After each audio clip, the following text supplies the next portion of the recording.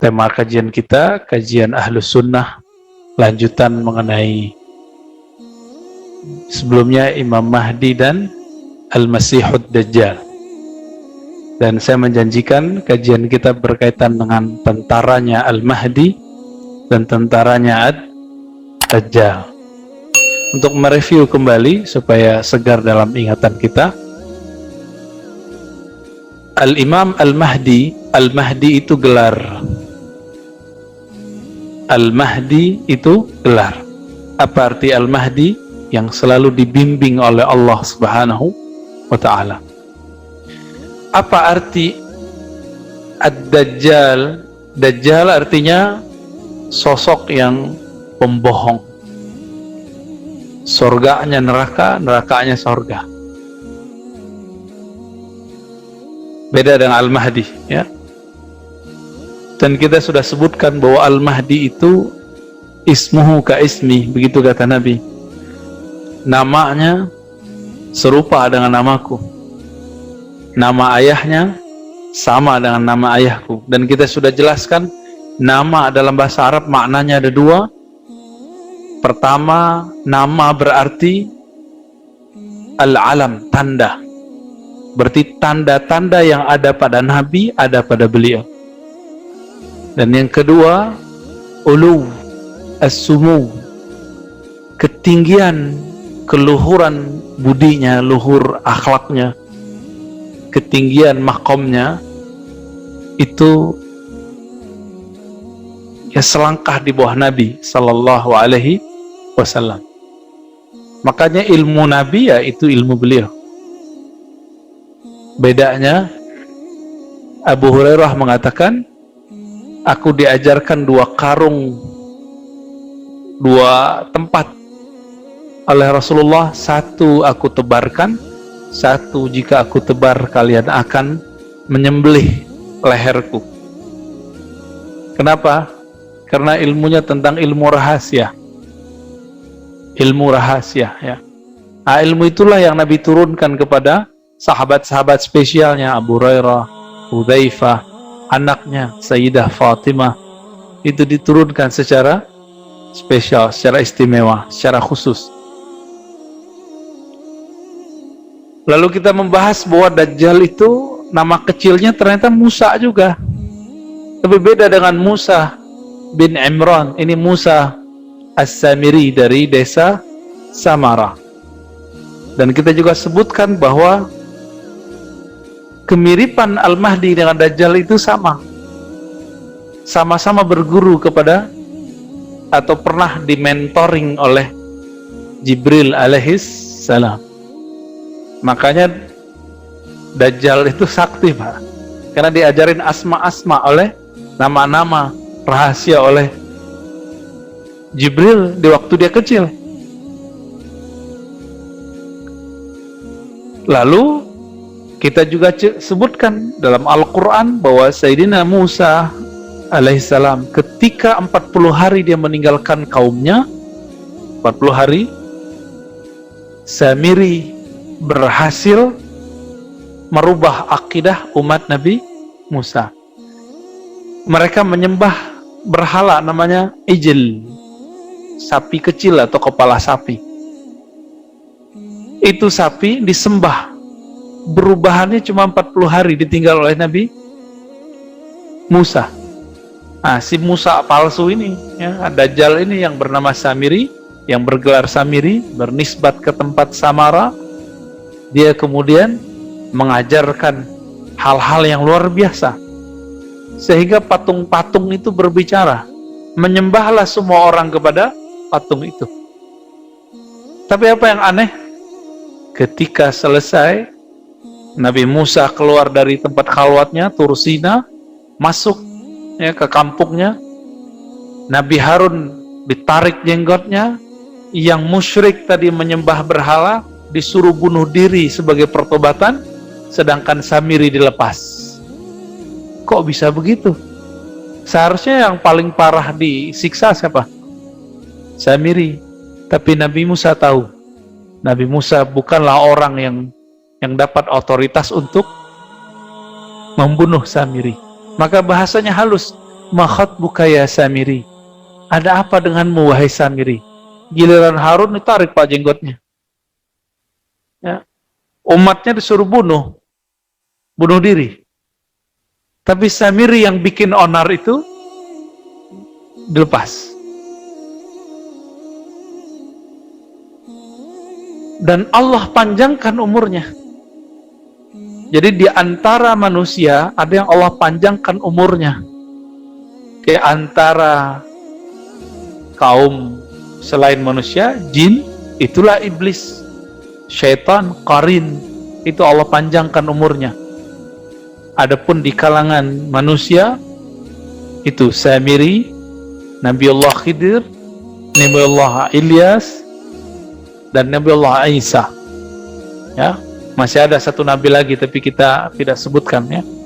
Karena riwayatnya secara sanad hadis itu diperdebatkan. Yang tadi itu ada riwayatnya semua. Ya, ini ringkasan dari yang sebelumnya. Bapak saudara makan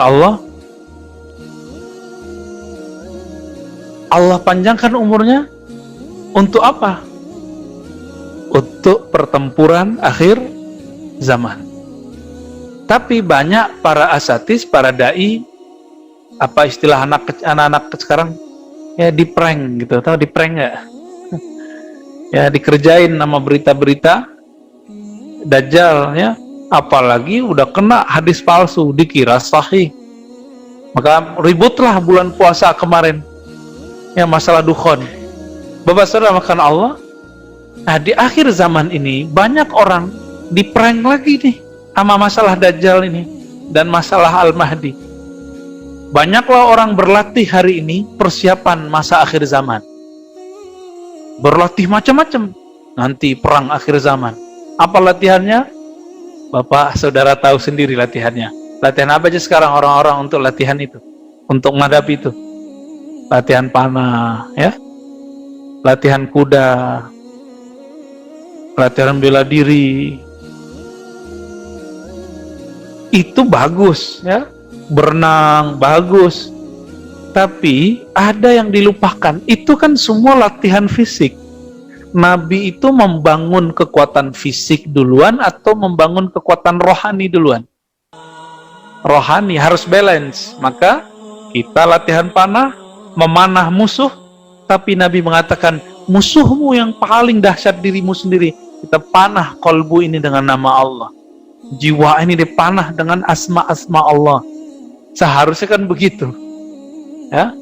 Pemanah-pemanah Turki ketika diundang ke Indonesia baca doa dulu, baca Al-Fatihah, ketika memanah baca takbir, sehingga tidak ada merasa dirinya pinter memanah.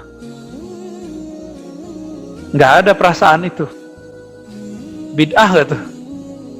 Nggak, mereka membangun kekuatan rohani dulu, baru jasmani. Sekarang kebalik, Pak. Diprank gitu ya oleh berita-berita Dajjal, berita Al-Mahdi. Betul, nanti perperangan akhir zaman yang disebut Al-Malahim dalam hadis Abu Daud itu semuanya nanti manual karena listrik sudah nggak bekerja. Manual Pak semua, nggak nakut-nakutin kita, emang begitu ntar.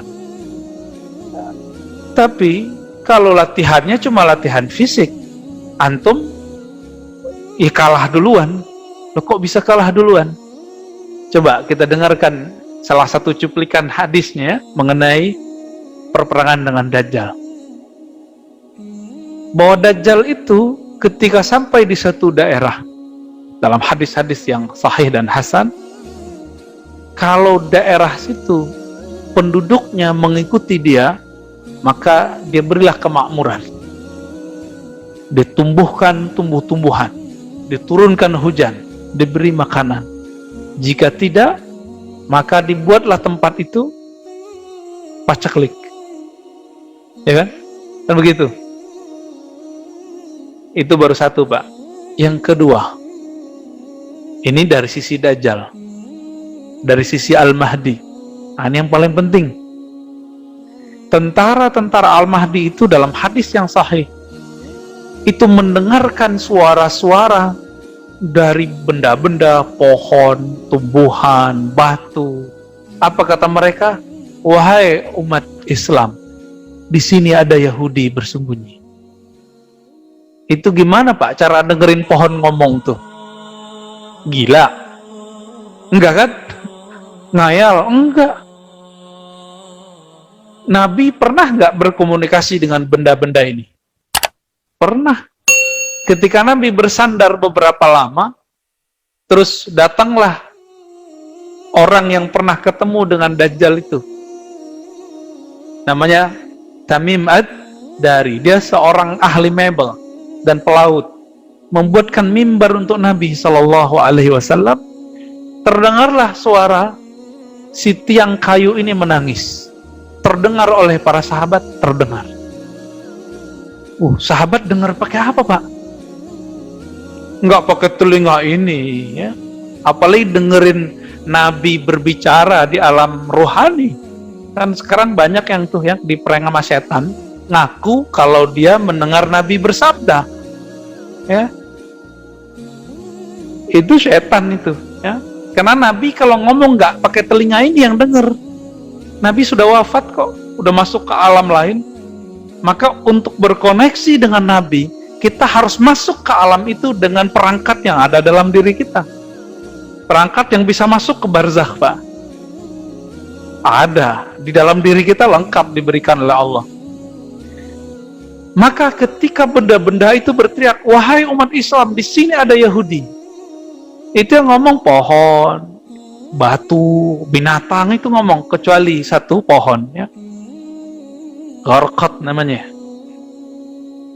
Itu semuanya berbicara. Maka salah satu karakter dari tentara Al-Mahdi mampu berkoneksi dengan alam semesta. Nah, ini Pak. Bukan hanya berkoneksi, berkomunikasi. Barulah kita faham makna ayat Sabbaha lillahi ma fis samawati wal ard. Bertasbih apa yang di langit dan yang di bumi. Cuma kan kita nggak paham, dengan telinga ini kita nggak dengar Pak, ya. Kita nggak akan dengar. Maka cara berkoneksinya dengan apa? Nah, inilah ilmu yang dimiliki oleh tentara Al-Mahdi. Berarti latihannya latihan apa tuh? Bukan latihan bicara sama pohon, datang ke pohon terus ngomong ke pohon, bukan. Tapi mereka membangun komunikasi dulu, berbicara dengan dirinya, berbicara dengan pencipta dirinya, pencipta alam semesta, pencipta pohon-pohon itu.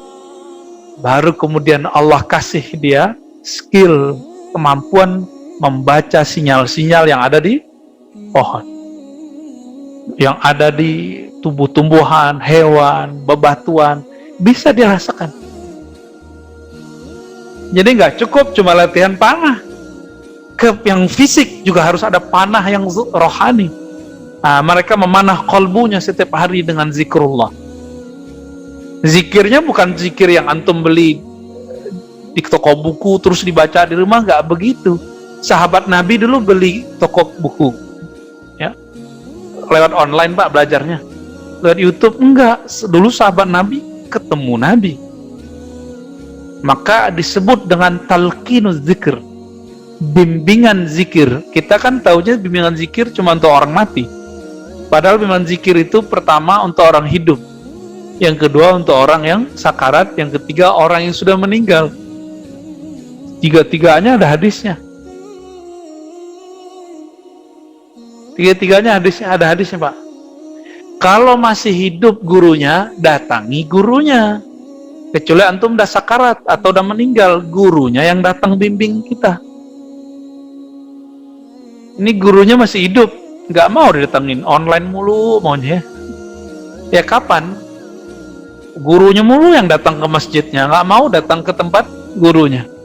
Nah, kapan akan hidup itu kalimah dalam kolbunya?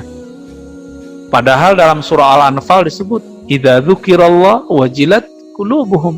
Disebut nama Allah, kolbunya bergetar. Ada tekniknya Pak. Menggetarkan kolbu itu ada tekniknya. Nah, ini senjatanya Al-Mahdi, senjata tentara Al-Mahdi. Baru kita faham kenapa tentara Al-Mahdi ini menaklukkan Rum itu cukup dengan takbir. Mereka takbir, takluklah Rum. Jadi bukan takbir-takbir yang sekarang itu, takbir-takbir penuh dengan emosi, takbir-takbir yang penuh dengan kebencian. Enggak, takbirnya itu mengecilkan emosi, mengecilkan ego, habis dirinya, yang nyata hanya Allah Subhanahu wa ta'ala. Baru itu takbir menggetarkan alam semesta. Mau dia mukmin, mau dia kafir, pasti bergetar Pak mendengarkannya. Ada yang mukmin bergetar karena takut, rindu kepada yang punya nama Allah. Kalau orang kafir takut karena mereka mau dihancurkan. Itu aja bedanya. Loh, sekarang orang pakai takbir untuk bentak guru ngajinya Pak, karena beda paham sama dia masalah politik. Diperang sama Dajjal namanya itu, ya. Antum sekarang gunakan takbir untuk bentak sahabat kita cuma karena beda pilihan politik. Kan udah salah pakai itu, ya. Bukan dipakai untuk ngelahin musuh. Salah musuh kita. Salah musuh bagi kita sekarang. Apa Pak, saudara yang bukan Allah? Jadi apa yang kita harus persiapkan? Nah, ini karakter ringkas dari tentara Al-Mahdi dan tentara Ad-Dajjal. Yang dipersiapkan oleh tentara Al-Mahdi itu adalah kekuatan rohani. Itu yang tertulis dalam kitab Khatmul Aulia, ya, dalam kitab-kitab hadis, itu yang terbaca. Maka kewajiban kita mencari orang sosok yang bisa melatih ini Pak. Itu PR kita sebenarnya. Ya kalau nggak ketemu ya istikharah, kita cari Pak. Nggak bisa nunggu-nunggu aja, nggak bisa nunggu, harus kita cari. Dajjal tentaranya apa? Itu manusia-manusia, mungkin dia berpakaian seperti kita nanti, yang disebut Khawarij. Apa karakter Khawarij? Menghalalkan darah sesama muslim cuma karena perbedaan politik. Dari dulu di masa Rasulullah mereka datang kepada Nabi. Apa kata mereka? I'dil ya Muhammad. Nggak ada kata Rasulullah, "Hei Muhammad, kamu berbuat adil lah." Nabi diajarin sama mereka. Apa kata Nabi?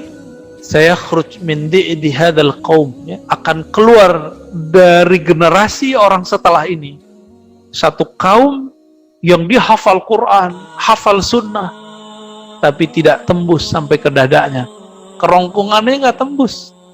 Jadi jangan terpedaya dulu kalau ada dai ustadz baca ayatnya dahsyat, belum tentu dia itu pewaris Nabi. Siapa tahu pewaris musuh Nabi yang tadi Pak. Hadisnya sahih, kata Nabi, fa idza laqitumuhum faqtuluhum. Kalau kamu ketemu mereka, bunuh. Tuh, bunuh itu kan perintah untuk pemerintah saat itu. Sayyidina Ali ketika belum memerintah, kemudian terjadi konflik dengan Ummu Awiyah, lalu belum mengalah dari hasil tahkim arbitrase. Tadi simpatisan beliau itu kecewa lalu mengkafirkan Ali. Jadi ternyata Ali sudah menyaksikan simpatisannya, jamaahnya membenci dia. Jadi nanti jangan kaget Ustadz, ya, antum punya jamaah terus benci sama antum nanti, ya, terus bilang apa itu Ustadz? Kafir. Apa itu Ustadz? Jahil. Masih mending jahil kafir. Cuma karena beda pilihan politik, kecenderungan politik. Ini kan udah mau mulai lagi Pak. 2019 kita kira udah selesai, sekarang ulang lagi kan sekarang. Hati-hati Pak, ini hati-hati, ya. Para habaib udah pecah sekarang nih kan. Nah, kalau sudah pecah begini, ikuti yang dari Yaman. Apa kata Nabi? Al-hikmah yamaniyah, al-iman Yaman. Hikmah dari Yaman, iman dari Yaman. Nabi tunjuk Yaman Pak. Siapa simbol kita di Yaman? Al-Habib Omar. Udah Pak, ikut beliau aja udah. Ya, apa beliau punya petuah tentang masalah perhabiban, kita serahkan, karena kita bukan sayyid, kita bukan syarif, kita bukan habib. Nah, itu mereka sudah ada yang urus, dah gitu. Kalau Bapak Ibu berbeda pendapat masalah habaib, jangan pernah menyinggung nasabnya. Ingat, tetap hormati nasabnya. Jangan nyinyir sama nasab. Nasab itu sudah anugerah dari Allah. Iri. Ya, kok lahirnya hidungnya pesek gitu ya. Nasabnya nggak sahih. Ya, itu berarti nggak terima takdir dong. Masalah nanti ada habaib yang kita suka atau nggak suka, pro dan kontra, itu kan dia sebagai manusia biasa, Pak. Tanya tuh semua habib, dia manusia biasa. Bedanya di darahnya ada pecahan darah Rasulullah Sallallahu Alaihi Wasallam. Maka kita wajib hormat. Dan Bapak sudah tonton hari ini di YouTube, itu bersiluran anti, pro, kontra, begitu ya. Nah, kita jangan main nasab. Kita tonton aja Pak, kita tunggu aja. Ya. Jadi jangan lancang lidahnya. Apalagi ini dihisap nih nanti nih, ya. Hati-hati. Falyakul khairan aw liyasmut. Kalau mau komentar yang bagus. Kalau enggak, diam. Bisa enggak puasa diam Pak di sosmed? Insya Allah yang hadir bisa ya. Masalahnya yang enggak hadir ini enggak bisa. Ya. Hari ini betul-betul ya, nggak ada orang menghargai dai, ustadz yang sudah lama ngaji gak dihargai Pak. Orang baru hijrah kemarin sore menceramahin, tapi ilmunya apa? Ilmu copy paste. Ya kita maklumi aja lah ya. Mungkin dia lagi girohnya semangat, lagi tinggi. Baik Bapak Saudara makan Allah. Jadi tentara Dajjal itu apa senjatanya? Kebalikan yang tadi. Jika Al-Mahdi dan Mahdiyin ini mencintai umat, dia membenci umat.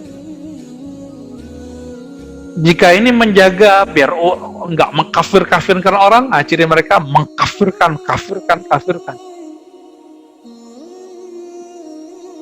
Dan itu bukan hanya masalah satu kelompok, Pak. Kelompok mana aja. Apapun kelompoknya, kalau sudah mulai main kafir, kopar kafir, udah tunggu, itu udah ada bibit khawarij dalam dirinya. Mau kiri deh, kanan, mau ormas apa, sama. Kita sudah lihat kok. Ya. Ayah dari guru kami, Syekhuna Taufik bin Muhammad Sa'id Ramadan Al-Buti, nama ayahnya Muhammad Sa'id Ramadan Al-Buti.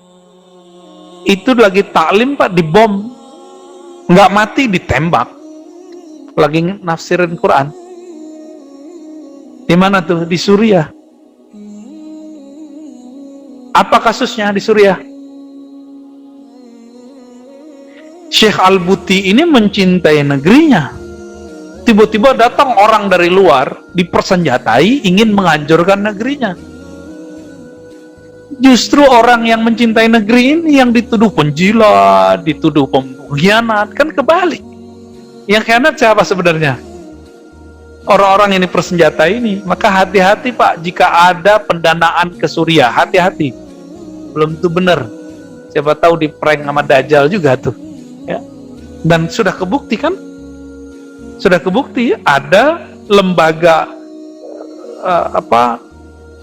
fundraising kita di Indonesia kirim, kita nggak tahu mereka sengaja kirim ke pemberontak Suriah atau emang salah kirim, kita nggak tahu sampai sekarang.